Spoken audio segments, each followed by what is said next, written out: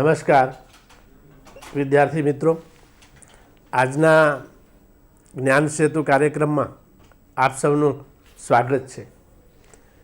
દોસ્તો, આપ સૌ જાણો છો કે કોરોના મહામારીની વિષમ પરિસ્થિતિમાં આપણે બધા ઝઝૂમી રહ્યા છીએ. આ અકલ્પનીય પરિસ્થિતિએ આપણને બંદી બનાવી દીધા. આપણી શિક્ષણ સંસ્થાઓ બંધ રહી, પરંતુ આપણું શિક્ષણ કાર્ય એ અટક્યું નથી. ગયા વર્ષે હોમ લર્નિંગના માધ્યમથી તમારા ગુરુજીઓના શિક્ષણના પાઠ આત્મસાત કર્યા છે.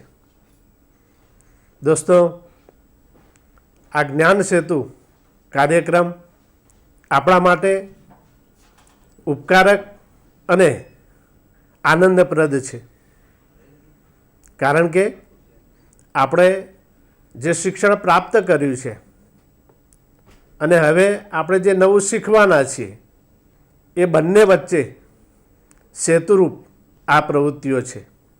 જ્ઞાન સેતુના માધ્યમ થકી આપણે આપણા અભ્યાસને વધારે પાકો અને એનું વધારે સારું દૃઢીકરણ થાય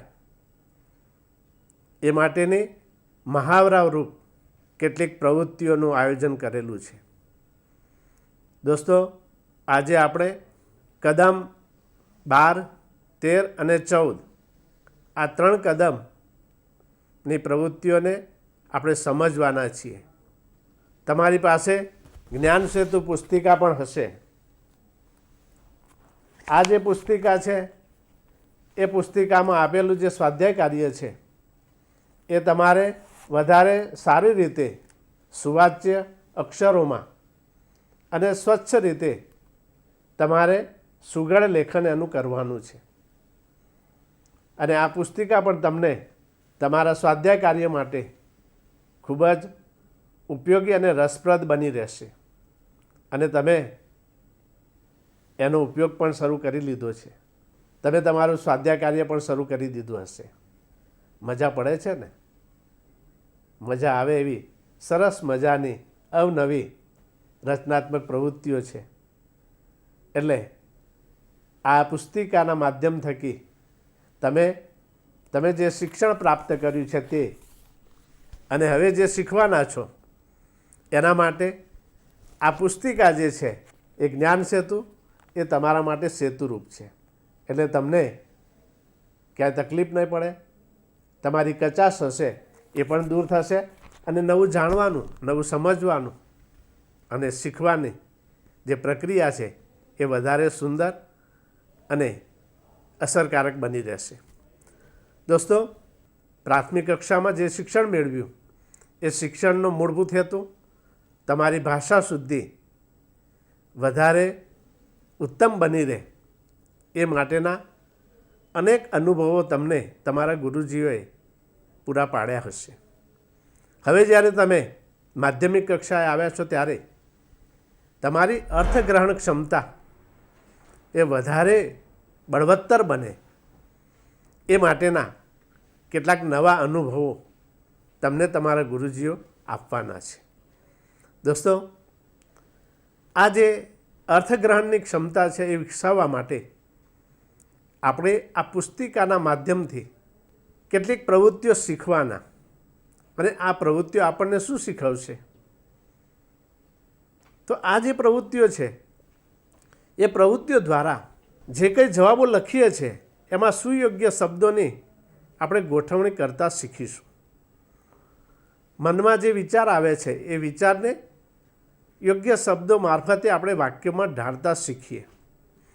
સાથે સાથે આપણે જે કંઈ રજૂઆત કરતા હોઈએ છીએ, કથન હોય કે લેખન, એ વધારે અસરકારક બને એનો પણ આપણે ખ્યાલ રાખીએ છીએ. આપણે જે કંઈ લખાણ કર્યું છે એ યથોચિત હોય, આપણી વાક્ય રચનાઓ પણ ક્લિષ્ટ ન હોય, પણ એમાંથી યોગ્ય અર્થ આપણને પ્રાપ્ત થતો હોય એવી યથોચિત વાક્ય રચનાઓનો આ મહાવરો આપણને મળી રહે છે. સાથે સાથે સાહિત્યકારો અને અવનવી સાહિત્ય કૃતિઓનો પરિચય કેળવી આપણે નવું જ્ઞાન પણ પ્રાપ્ત કરી શકીએ છીએ. આપણે કેટલાક વ્યવહારુ ઉપયોગી લેખન કરતાં પણ શીખીએ છીએ. આ બધી ક્ષમતાઓ વિકસે એટલે આપણી ભાષા પરની પકડ મજબૂત બને. આપણે ભાષામાં જો વધારે સમર્થ બનીશું તો આપણો વ્યવહાર પણ વધારે ઉત્તમ બની રહેશે.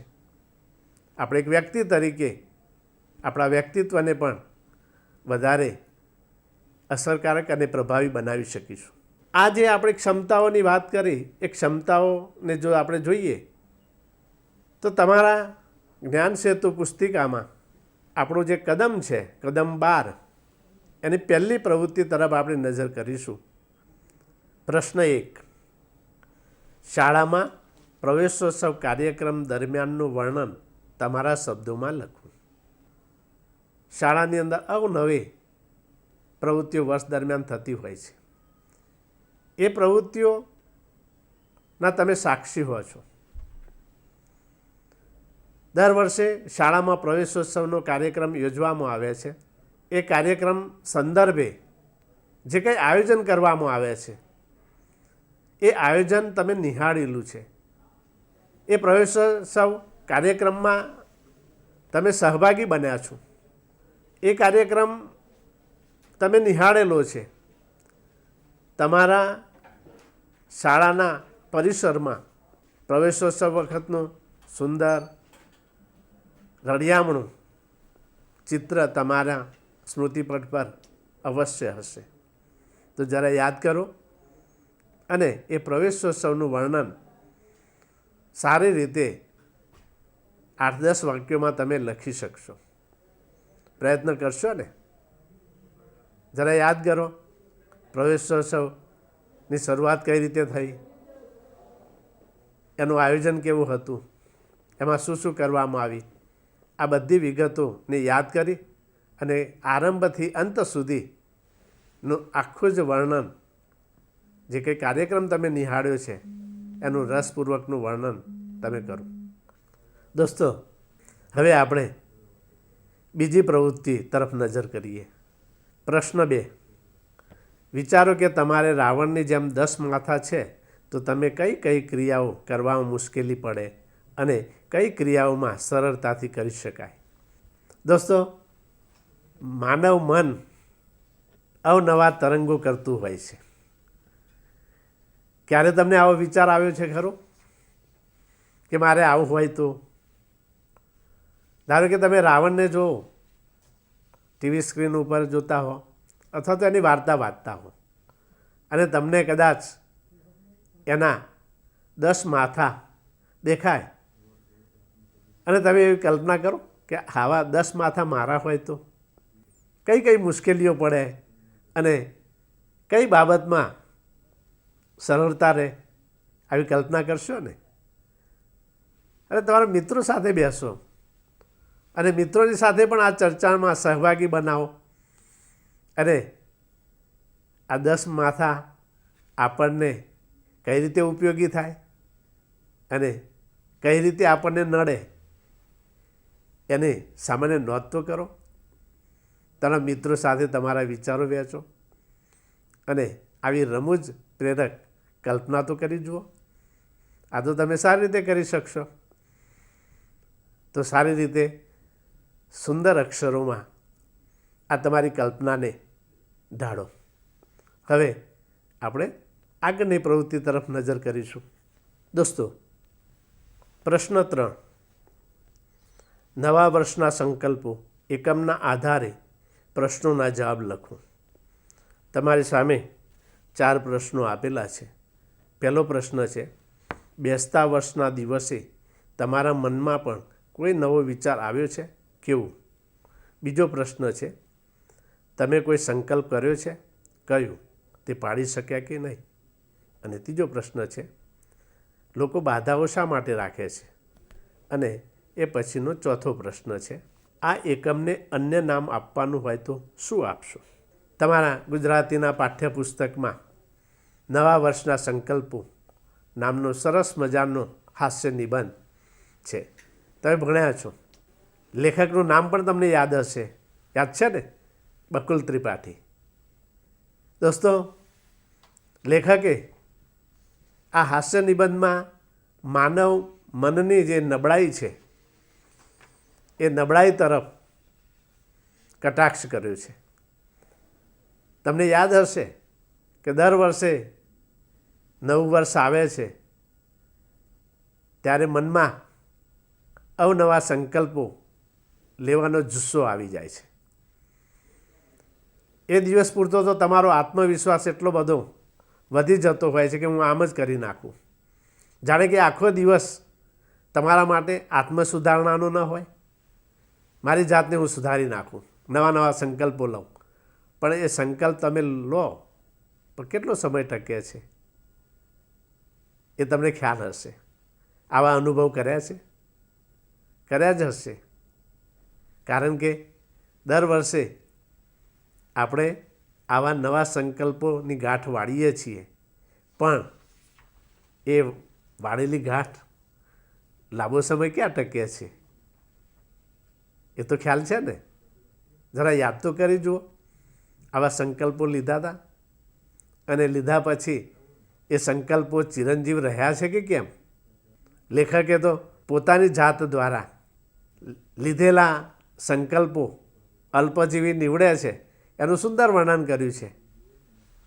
અને આ જ્યારે તમે લખો છો ત્યારે તમે ફરીથી એ પાઠ્યપુસ્તકનો હાસ્ય નિબંધ ફરીથી વાંચી તો જુઓ, મજા આવશે. અને એની સાથે સાથે આપેલા જે પ્રશ્નો છે એ પ્રશ્નોના જવાબ એ પાઠ્યપુસ્તકનો સંદર્ભ લઈને લખવાના છે, પણ એ તમારા અનુભવો છે. પાઠ્યપુસ્તકમાં એના જવાબો નથી, તમારે વિચારવાના છે. અને એ પ્રશ્નોના જવાબ તમે બખૂબીથી લખવાનો પ્રયત્ન કરો. હવે આપણે આગળની પ્રવૃત્તિ તરફ નજર કરીશું. પ્રશ્ન 4. તમને સાન્તાક્લોઝ મળે તો તમે તેમને કેવા પ્રશ્નો પૂછશો? તે કેવા જવાબ આપશે? સંવાદ લખો. દોસ્તો, સાન્તાક્લોઝ નામ તો સાંભળ્યું જ છે ને? અને એ નામનો ઉચ્ચાર કરતાની સાથે તમારી આંખ આગળ એક અદ્ભુત વ્યક્તિનું ચિત્ર ઊભું થશે. લાલ ટોપી હશે, લાલ જબ્બો હશે, ખભે ભેટ ભરેલો થેલો હશે અને ગજવામાં ચોકલેટ હશે. યાદ તો છે ને? આવા રમૂજી દાદાનું ચિત્ર તમારા માનસપટ પર આવ્યું ખરું? અને સાન્તાક્લોઝ નામ પડે એની સાથે સાથે પેલો તહેવાર પણ તમને યાદ આવે. યાદ આવે છે? 25 ડિસેમ્બર એટલે નાતાલ.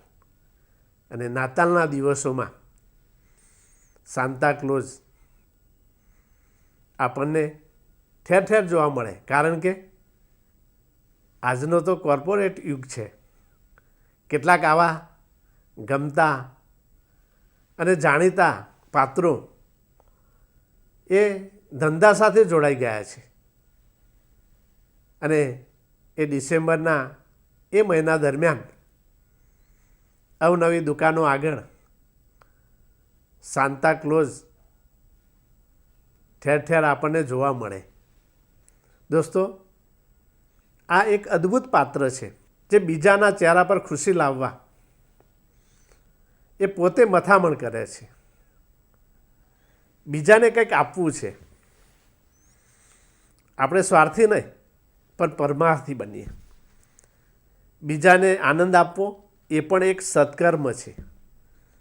આ પાત્ર આપણને કેટલું શીખવી જાય છે.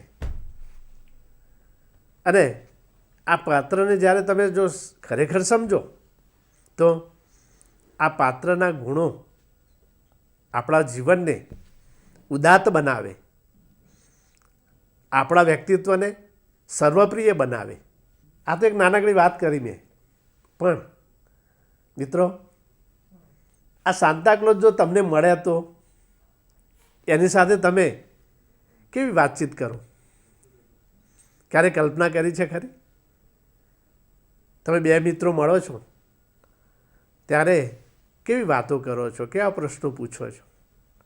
એકબીજાની સાથે સહજ રીતે કેટલા વિચારો તમે શેર કરો છો? યાદ આવે છે આવું કશું? પણ અહીં તો તમારો મિત્ર એટલે કોણ? Santa Claus. અને એની સાથે તમારે એક નાનકડો સંવાદ રચવાનો છે. તમને રસ્તામાં સાન્તા ક્લોઝ મળે અને તમને જે આનંદ થાય, અને આનંદ થાય પછી આ પહેલી મુલાકાતમાં તમે એકબીજા સાથે કેવા વિચારો વહેંચો છો?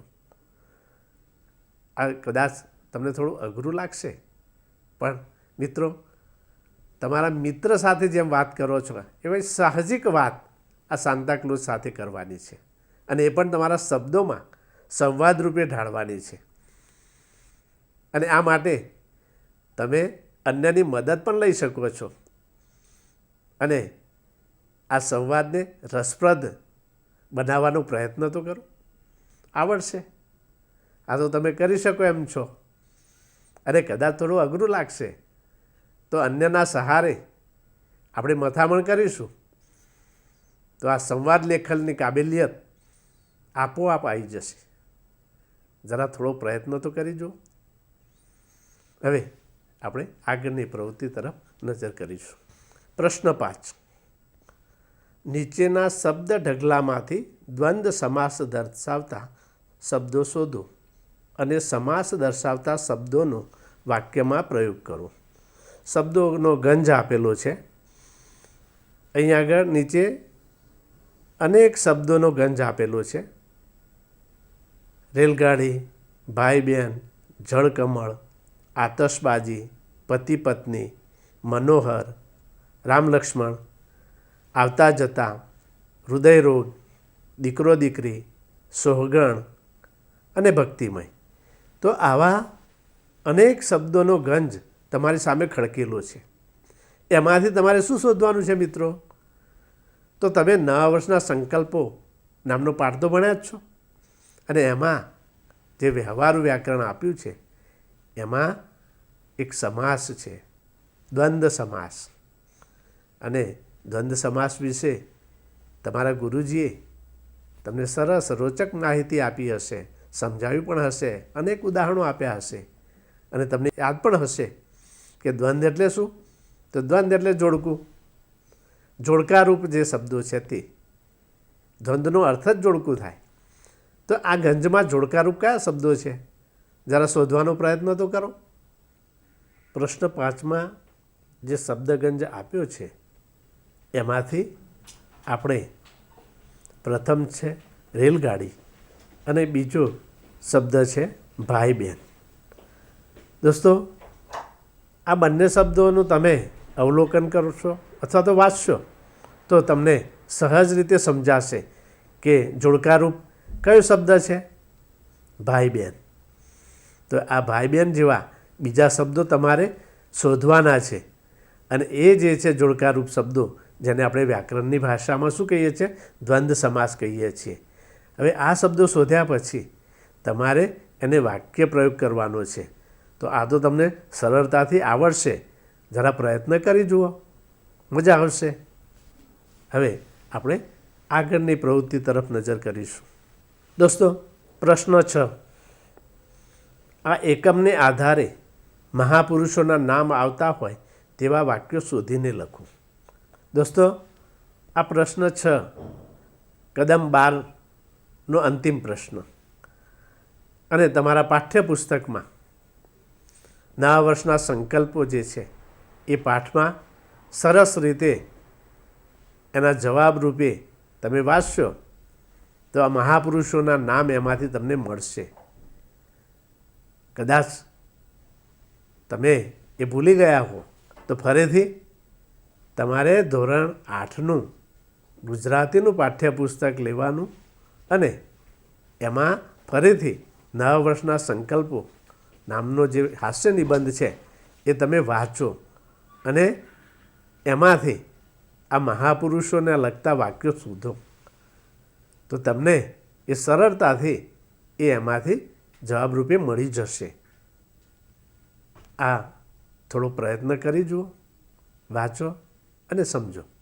હવે આગળ આપણે કદમ 13 તરફ નજર કરીશું.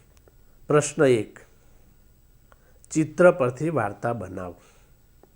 દોસ્તો, કદમ 13માં તમારી સામે ચિત્ર આપેલું છે. દોસ્તો, આ ચિત્રનું અવલોકન જો કરશો તો એમાં સરસ મજાનું એક ચિત્ર છે અને એ ચિત્ર જોતાની સાથે તમને વાર્તા પણ યાદ આવી ગઈ હશે. 2 હંસ છે, હંસની ચાંચમાં લાકડી છે અને વચ્ચે શાનું ચિત્ર છે? યાદ છે ને? જોતાની સાથે તમને ખબર પડી ગઈ, કાચબો. અને નીચે નદીમાં શું છે? તો મગર છે. તો આ ચિત્ર જોયા પછી તમારે સરસ મજાની એક ટચુકડી વાર્તા લખવાની છે. આ તો આવડશે ને, કારણ કે આ વાર્તા તો તમે સાંભળેલી પણ છે, કદાચ વાંચી પણ હશે. ખ્યાલ છે ને? એટલે હું આગળ વાત નથી કરતો, પણ વાર્તા જ્યારે તમે લખો છો મિત્રો, ત્યારે એનો આરંભ પણ સરસ હોય, શરૂઆત સારી હોય, એને મધ્ય ભાગ પણ રસપ્રદ હોય અને એનો અંત પણ આવો સુંદર હોય, જે બોધપ્રદ હોય. આખરે તો તમારે ઓછા વાક્યોમાં આ ટચુકડી વાર્તાને તમારે કલ્પનાના રંગોથી તમારે એને સજાવવાની છે. અને પ્રયત્ન તો કરી જુઓ કે આ વાર્તા કેવી થાય, કેવી બની શકે. અને એનો બોધ પણ નીચે અવશ્ય લખજો, જેથી આપણને આ ચિત્ર વાર્તામાંથી જે જીવનબોધ મળ્યો છે એ પણ આપણને સમજાય. આ તો કરશો ને? આ તો તમે સારી રીતે લખી શકવાના છો. તો દોસ્તો, હવે આગળની પ્રવૃત્તિ તરફ નજર કરીશું. પ્રશ્ન 2, નીચેનો ફકરો વાંચો અને પ્રશ્નોના જવાબ લખો. તો મિત્રો, તમારી સામે આ એક પરિચ્છેદ આપેલો છે, ફકરો આપેલો છે. અને એ ફકરો તમે વાંચો જુઓ, મનમાં જરા વાંચી જુઓ. વલ્લભભાઈના પિતા ખેડૂત. પિતાજી હળ હાંકે ત્યારે વલ્લભભાઈ 1થી ભલા 2 એમ કહીને તેમને ટેકો કરે. ચાલતા જાય અને અભ્યાસ કરતા જાય. એકવાર તેમને પલાખા તૈયાર કરવાનું સ્વાધ્યાય મળેલું. એ સ્વાધ્યાય તેમણે પિતાજી સાથે ખેતરમાં જ તૈયાર કરવાનો નિર્ણય લીધો. હળ પાછળ ચાલતા ચાલતા પલાખામાં ધ્યાન એટલું પરોવાઈ ગયું કે પગમાં કાંટો વાગ્યો છે એનું સહેજ પણ ભાન ના રહ્યું. કાંટાની વેદના સહેજ પણ વર્તાય નહીં. એટલા તો મગ્ન, એટલા તો તન્મય કે પિતાજીએ ધ્યાન દોર્યું ત્યારે એમનું ધ્યાન ભંગ થયું. પુત્રના પગમાં લોહી નીકળતું જોઈ પિતાજીએ ઘા પર પાંદડા લગાવી લોહી વહેતું અટકાવ્યું. તેમનો જીવ બળ્યો અને સાથે પુત્રની સ્થિરતા અને શીખવા પ્રત્યેની રુચિ જોઈ તેઓની છાતી ફૂલાઈ. આ તો એક પરિચ્છેદ છે, ફકરો છે.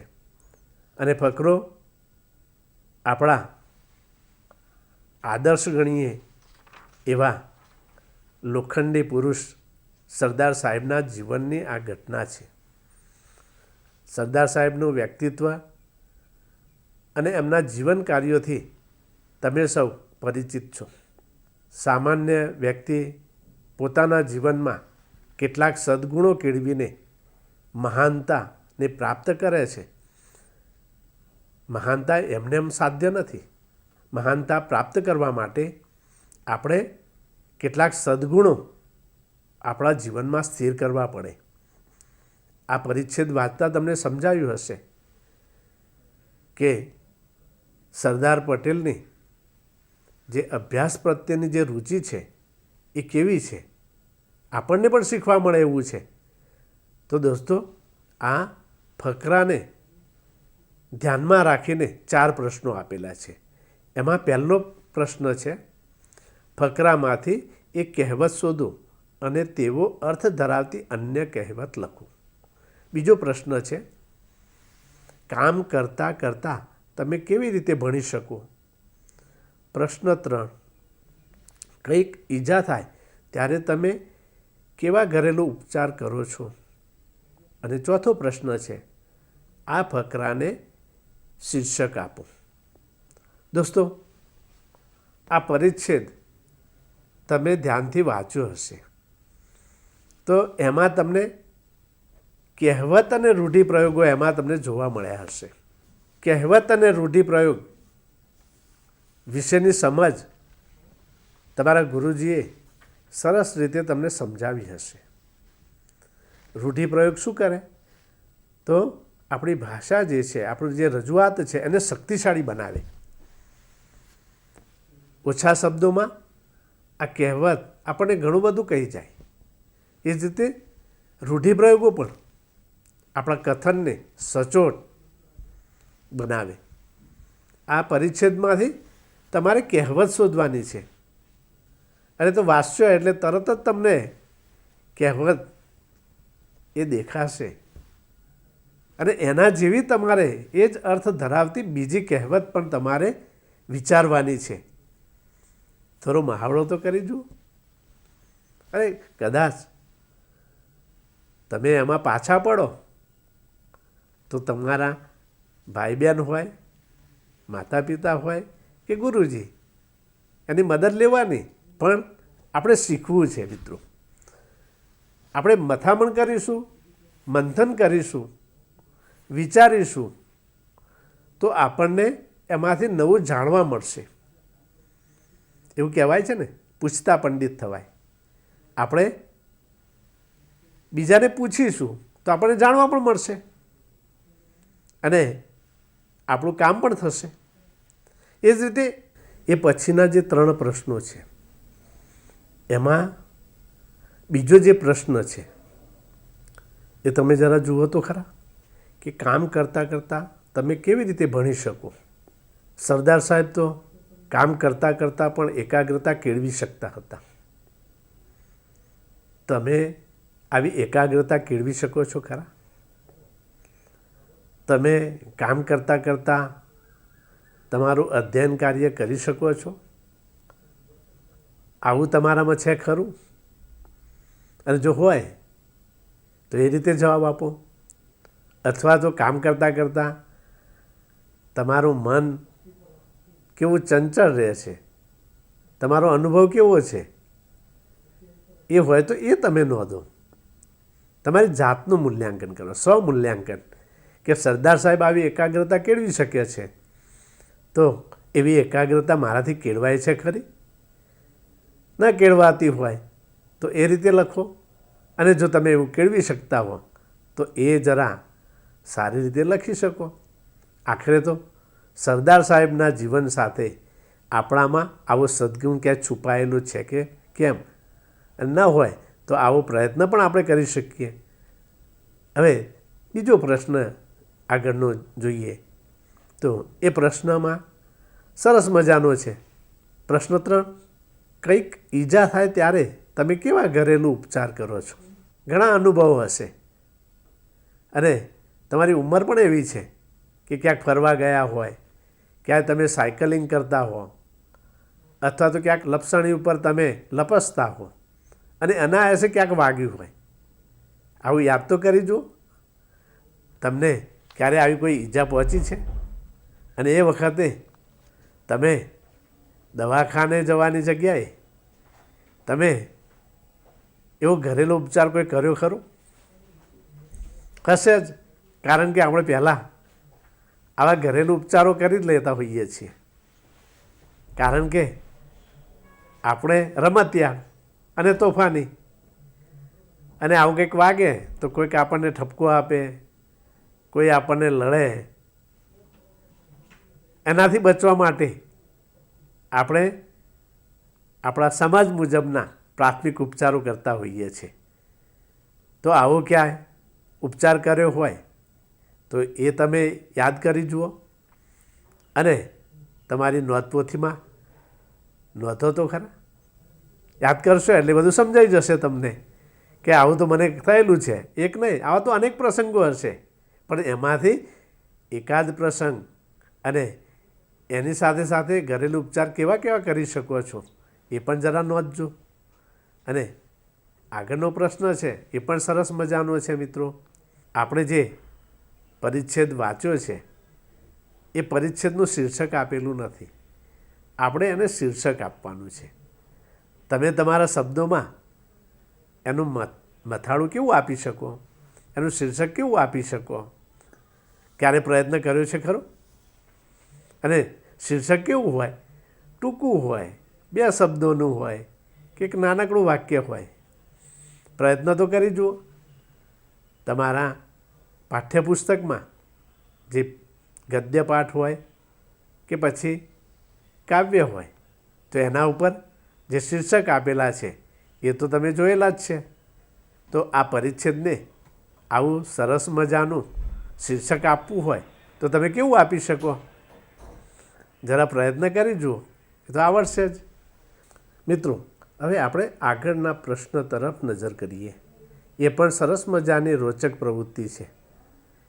જુઓ તમે જ્ઞાન સેતુની પુસ્તિકામાં જુઓ એ પ્રશ્ન કેવો છે. પ્રશ્ન 3, શરૂઆત કરીએ. ગઝલના આધારે પ્રશ્નોના ઉત્તર લખો. ધોરણ 8ના ગુજરાતી પાઠ્યપુસ્તકમાં શરૂઆત કરીએ નામની સુંદર મજાની હર્ષ બ્રહ્મભટ્ટની ગઝલ છે. આ તો ભણ્યા છો ને? એના પ્રશ્નોના જવાબ પણ તમે આપ્યા હશે.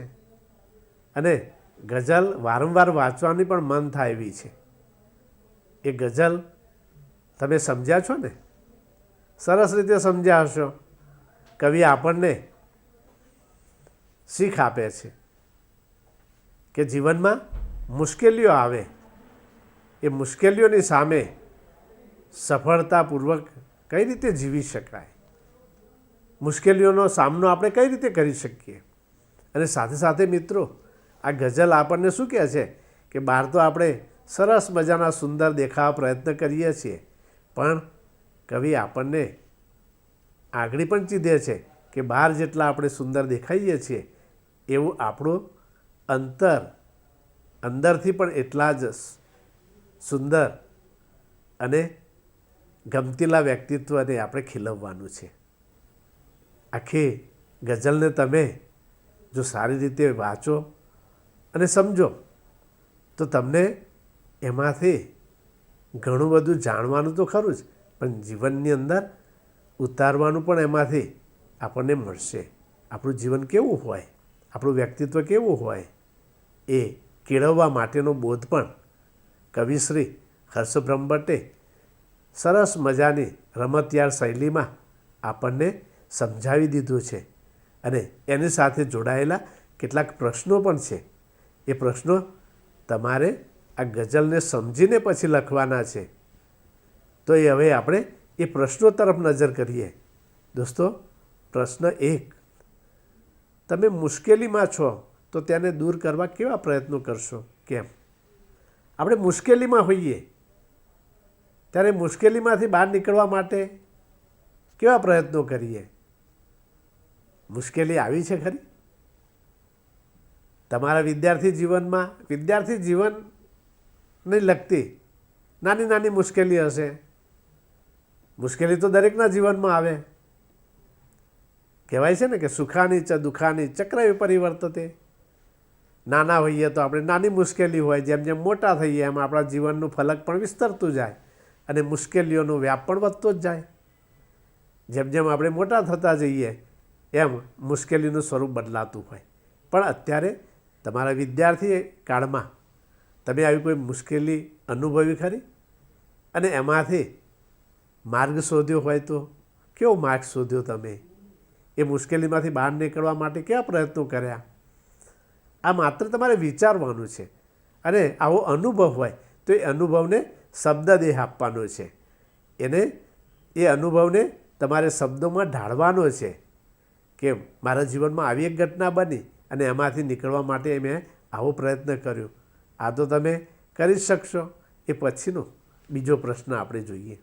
દોસ્તો, બીજો પ્રશ્ન છે, દુઃખોથી હારી જવાને બદલે દુઃખોને જ હરાવી દેવા એ ભાવ દર્શાવતી પંક્તિ કાવ્યમાંથી લખો. આ તો સરસ છે. તમે કવિતાનું ભાવવાહી પઠન કે ગાન તો કર્યું હશે અને એનો અર્થાનુસારી સાર પણ તમે સમજ્યા હશો. દરેક પંક્તિની સમજૂતી તમે સમજવાનો પ્રયત્ન કર્યો હશે. તો આ પ્રકાર નો ભાવ કઈ પંક્તિમાં છે એ તમે શોધો.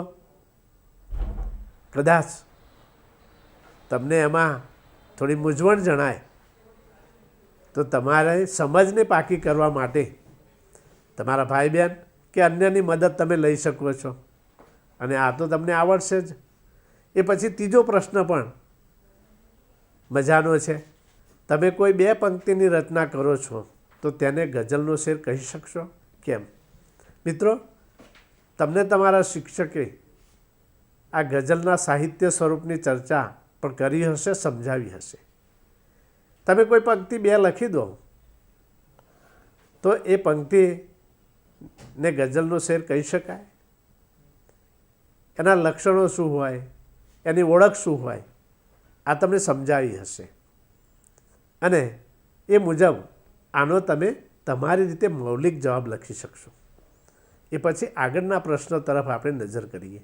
પ્રશ્ન 4 છે, તમે પુષ્પ છો અને તમારે બધું સુવાસિત કરવાનું છે એવો ભાવ કઈ પંક્તિમાં રજૂ થયો છે?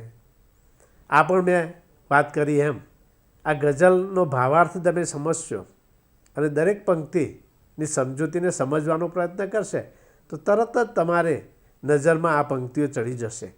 તો અંદર જે પાઠ્યપુસ્તકમાં જે રીતે આ પંક્તિઓ લખેલી છે એ જ રીતે તમારે એ પંક્તિઓને અહીં આગળ જવાબરૂપે લખવાની છે, અને એ તો તમે શોધી શકશો. સહજ છે, સરળ છે, અને એ પછીનો આગળનો પ્રશ્ન પણ આવો રોચક છે. આપણે આંતરિક સૌંદર્ય ખીલવવા શું કરવું જોઈએ?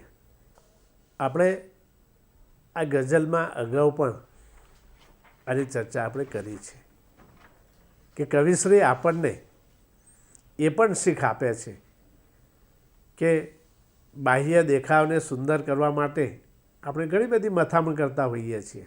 ઘણા બધા સૌંદર્ય પ્રસાધનોનો આપણે ઉપયોગ કરતા હોઈએ છીએ, કારણ કે આપણું વ્યક્તિત્વ વધારે નિખરે, વધારે સુંદર, ઓજસ્વી લાગે. પણ એનાથી વિશેષ વાત તો એ છે કે બહાર જેવા આપણે છીએ સુંદર, એનાથી પણ અદકેરા સુંદર આપણે અંતર્મનથી થવાનું છે.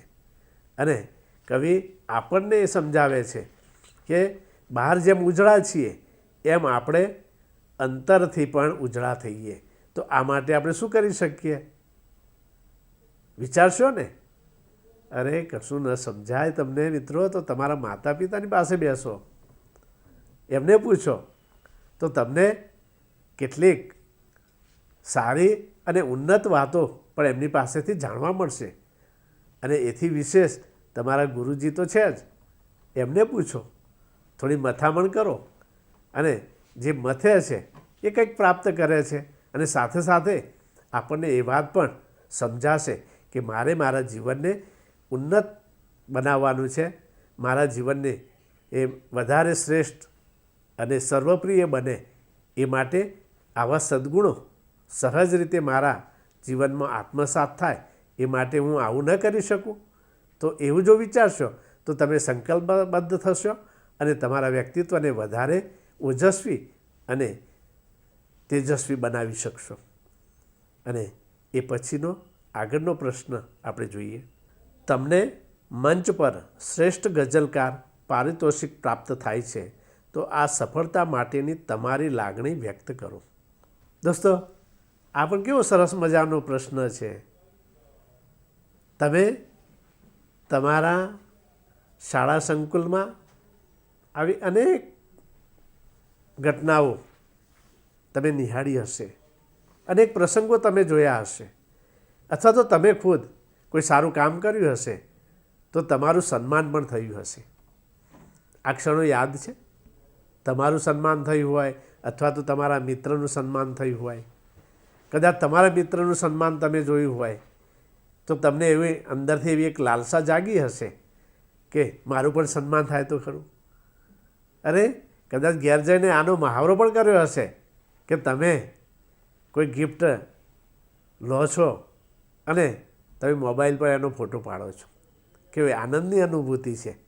તો અહીંયા આગળ તો આ ગઝલ ભણતા ભણતા, ગઝલનો અભ્યાસ કરતાં કરતાં તમે પણ આવા શ્રેષ્ઠ ગઝલકાર બની શકો. અને જો તમારું સન્માન થાય તો આવી આનંદની ક્ષણ એ તમારી કલ્પનામાં રચવાની છે. તમારી કલ્પના સૃષ્ટિમાં તમે આવું કોઈ પારિતોષિક પ્રાપ્ત કરતા હોય એવી કલ્પના કરી અને એનો આનંદ તમારે શબ્દોમાં ઢાળવાનો છે. જરા કલ્પના તો કરી શકો.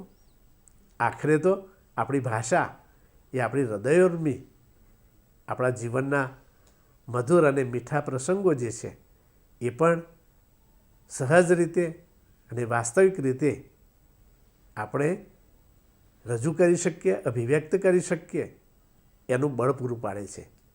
તમે હવે મોટા થયા છો, આવી અનુભૂતિઓ તો અવારનવાર તમને થતી હશે. તમારું સન્માન થાય, તમને કોઈ માન આપે, તમને કોઈ બિરદાવે તો કેટલું ગમે છે. તો આવી એક કલ્પના તો કરી જુઓ કે તમે કોઈ શ્રેષ્ઠ ગઝલકાર તરીકે તમારું સન્માન થાય તો કેવી લાગણી અનુભવો. આ તો કરી શકશો ને? આવડશે જ, મજા આવશે. કલ્પના તો કરો. હવે આગળનો પ્રશ્ન આપણે જોઈશું. તમને મનપસંદ ગુજરાતી ગઝલ કે ભજનની 4-5 લીટીઓ લખો. દોસ્તો, અત્યાર સુધી તમે ગઝલો ભણ્યા હશો. ગઝલોની સાથે તમારા પ્રાર્થના સંમેલનમાં પણ અવનવા ભજનો તમે ગાયા પણ હશો અને સાંભળ્યા પણ હશો.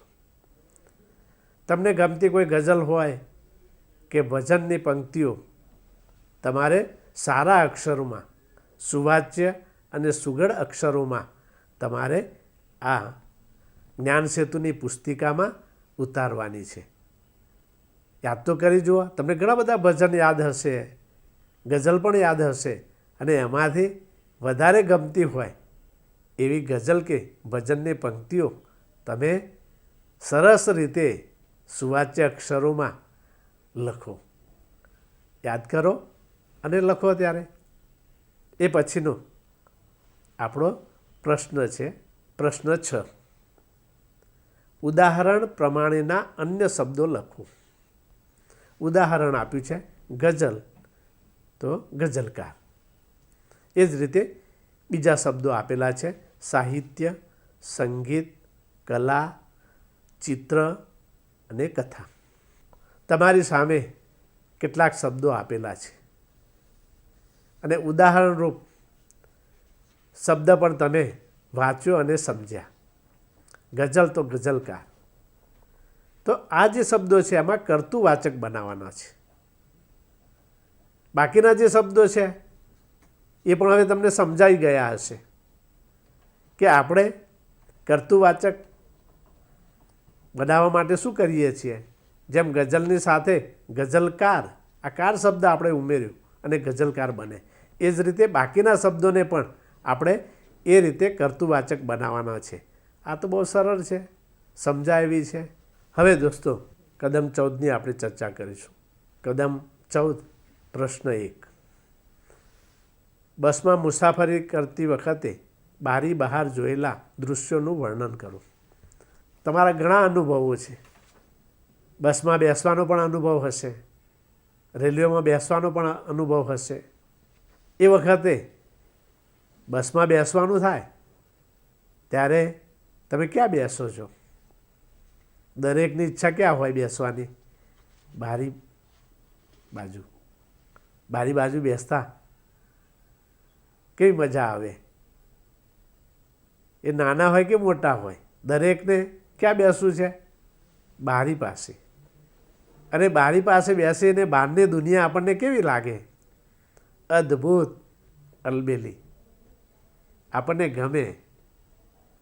એ સરી જતા જે દૃશ્યો છે એ આપણા ચિત્તને ઝંકૃત કરી નાખે. આવો ક્યારે અનુભવ કર્યો છે ખરો? હશે, ઘણા અનુભવ હશે, પણ અત્યાર સુધી તમે માત્ર એ અનુભવને માણ્યો છે, અનુભવ્યો છે. પણ એ અનુભૂતિને તમારે અહીં આગળ વર્ણન કરવાનું છે, વ્યક્ત કરવાની છે. મનમાં સંગ્રહાયેલી જે અનુભૂતિ છે એ અનુભૂતિ, એ સંવેદનાઓને તમારે શબ્દદેહ આપવાનો છે. કદાચ ક્યાંથી શરૂઆત કરું, કઈ રીતે કરું, આવી મૂંઝવણ હશે, પરંતુ તમારી અનુભૂતિને તમે સહજ રીતે શબ્દોમાં ઢાળવાનો પ્રયત્ન તો કરી જુઓ.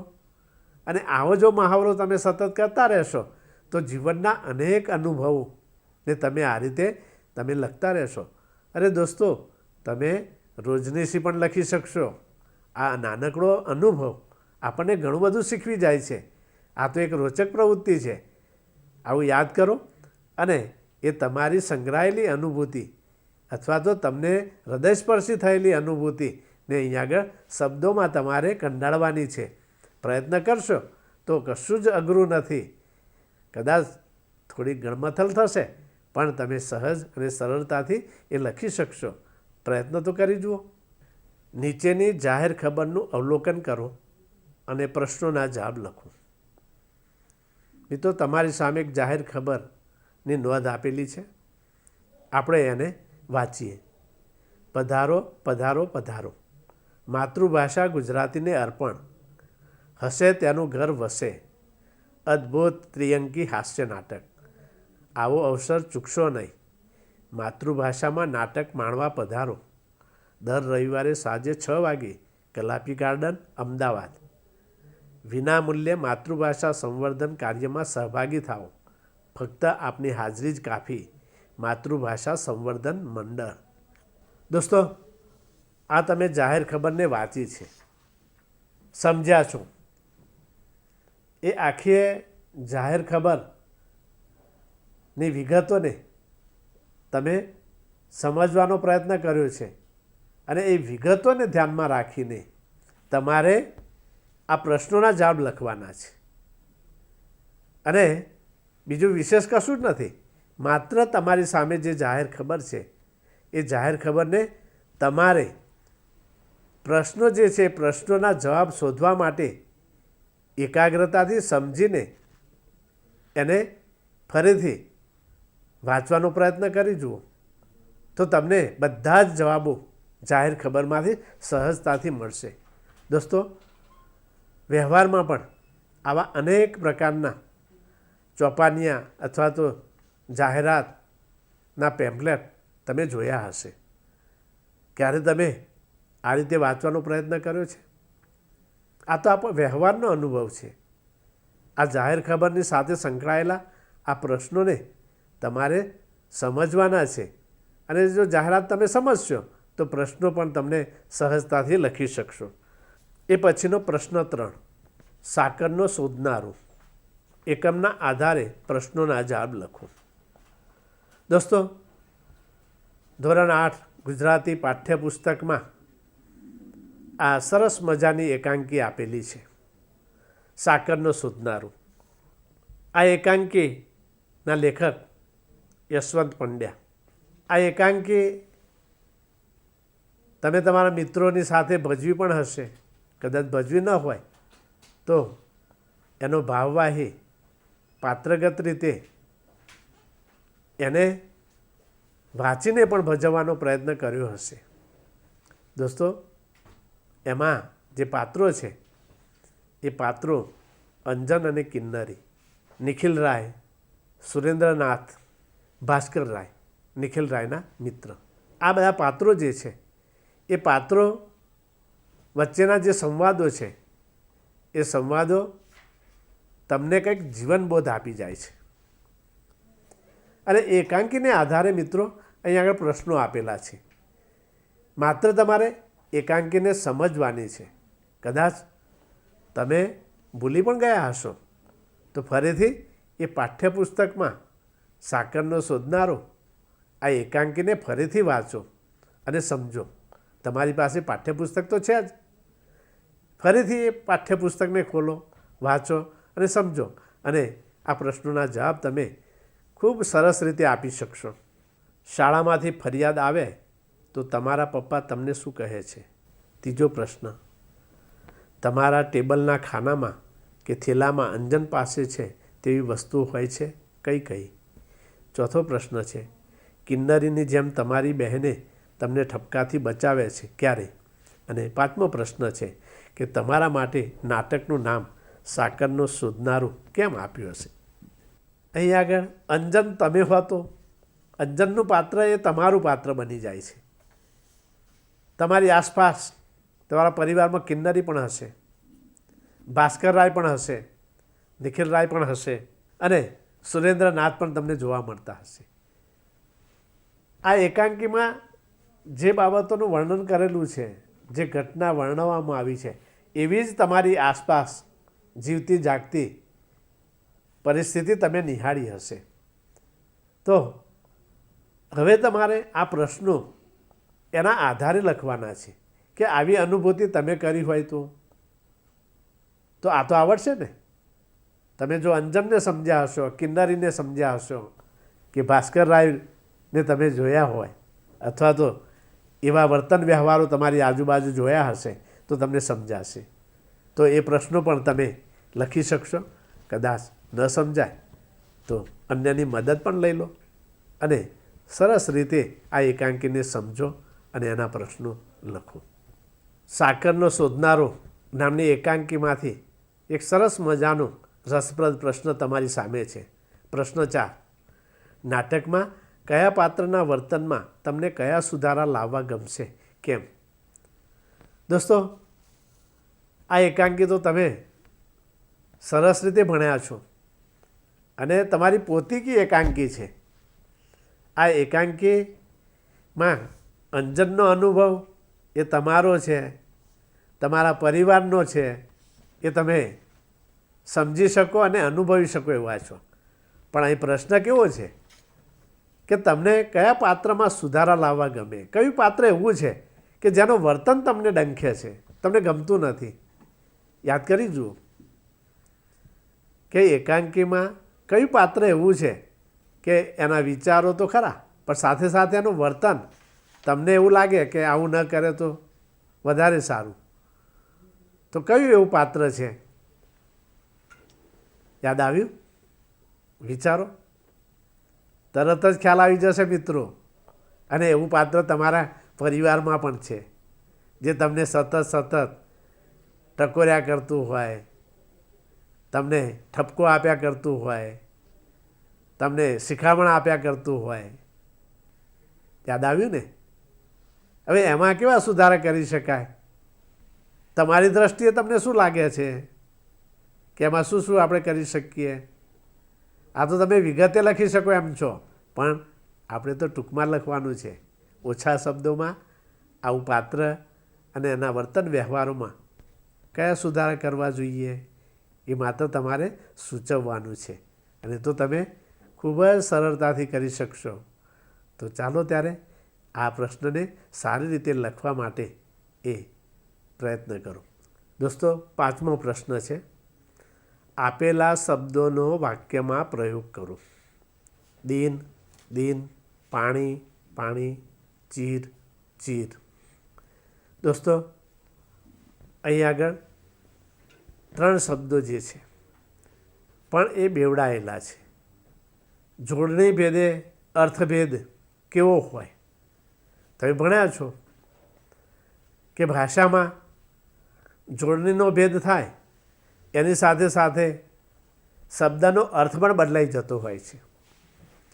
અહીં આગળ તમને આવા શબ્દ જોડકા આપેલા છે, પણ બંને શબ્દોમાં જોડણીનો ભેદ છે. તમારે એના અર્થને સમજવાનો છે અને એ અર્થને સમજીને તમારે સાચું અને ટૂંકું વાક્ય બનાવવાનું છે. આ તો આવડશે ને? જરા તમે જોડણી કોષનો ઉપયોગ પણ કરી શકો. તમારા મિત્રને પણ પૂછી જુઓ. અને આવા તો બીજા અનેક ગુજરાતી ભાષામાં જોડણી ભેદ ધરાવતા શબ્દો છે કે જે જોડણી ભેદ હોય ને એની સાથે સાથે અર્થભેદ થાય અને એની સાથે વાક્યનો આખો અર્થ બદલાતો હોય. તમે જોડણી કોષનો ઉપયોગ કરશે તો તમને આવા ઘણા બધા શબ્દો જોવા મળશે. થોડો પ્રયત્ન કરી જુઓ. આ તો બહુ સરળ છે, માત્ર તમારે સમજીને એને વાક્યમાં પ્રયોજવાના છો, અને આ તો તમે ઉત્તમ રીતે કરી શકશો. પ્રશ્ન 6. સાકરનો શોધનારું નાટકમાં જ્યાં કૌંસનો ઉપયોગ થયો છે તેમાં રૂઢિપ્રયોગ છે તે શોધીને લખો. સાકરનો શોધનારો એકાંકી અને એમાં કૌંસમાં આપેલા જે વાક્યો છે એમાં અવનવા રૂઢિપ્રયોગો લેખકે પ્રયોજ્યા છે. તમારે એ કૌંસમાં આપેલા વાક્યોને સમજવાના છે અને એમાં રૂઢિપ્રયોગ ક્યાં છે એ તમારે જોવાને સમજવાનો પ્રયત્ન કરવાનો છે અને જે રૂઢિપ્રયોગો છે એને તમારે નોંધવાના છે, એના અર્થને પણ તમારે સમજવાનો છે. એટલે કે એ રૂઢિપ્રયોગ શોધો અને એનો અર્થ પણ લખો. અને જ્ઞાન સેતુની પુસ્તિકા છે એમાં સારા અક્ષરે સુવાચ્ય પણ હોય અને સુઘડ હોય એ રીતે તમારું લખાણ કરો. તો દોસ્તો, આજે આપણે કદમ 12, કદમ 13 અને કદમ 14 આ 3 કદમનો સુપેરે અભ્યાસ કર્યો છે, સમજવાનો પ્રયત્ન કર્યો છે. અને આ સાંભળતા અને વાંચતા તમને મજા આવી હશે અને આવી અવનવી પ્રવૃત્તિઓ પણ તમે હવે કરતા શીખી જશો. તમે જેમ જેમ હવે તમારો અભ્યાસ આગળ વધારશો એમ તમને આવું વિચારવાની પણ એક ટેવ પડશે. આ જે બધા પ્રશ્નો છે એ પ્રશ્નો આપણે જે સ્વાધ્યાયમાં જે કામ કરીએ છીએ એના કરતાં પણ કંઈક વિશેષ રીતે આપણી આંતરખોજ કરે એવી છે, આપણી સ્વસૂઝને વધારે એવી છે. આપણે મનન કરતા થઈએ, વિચારતા થઈએ અને આપણી ભાષાને વધારે સુંદર અને અસરકારક બનાવીએ. આવા પ્રયત્નો કરશો તો અચૂક તમારી ભાષા પણ વધારે શિષ્ટ અને એ રસાળ બની શકશે. આ ભાષાનો મહાવરો આપણી કાબિલિયતને વધારે દીપાવશે. એટલે આજે આ જે મહાવરો કર્યો છે એને તમે વધારે રસપૂર્વક અને આનંદ અને ઉમંગથી કરવાની છે. આપણે પેલા સાન્તાક્લોઝની વાત તો કરી હતી ને, એવું કંઈ કરવાનું છે. આપણા જીવનને પણ આવું આનંદભરી બનાવવાનું છે. અને આજે આપ સૌને મળવાનો ખૂબ જ આનંદ થયો છે અને મને વિશ્વાસ છે કે તમે તમારા કામને વધારે સુંદર અને સારું બનાવશો અને પ્રયત્ન કરો, ઉત્તમ બનશે. આપ સૌને મળવાનો આનંદ. આ સાથે આવતા એપિસોડમાં આપણે ફરીથી મળીશું. ત્યાં સુધી આપની રજા લઉં છું. નમસ્કાર.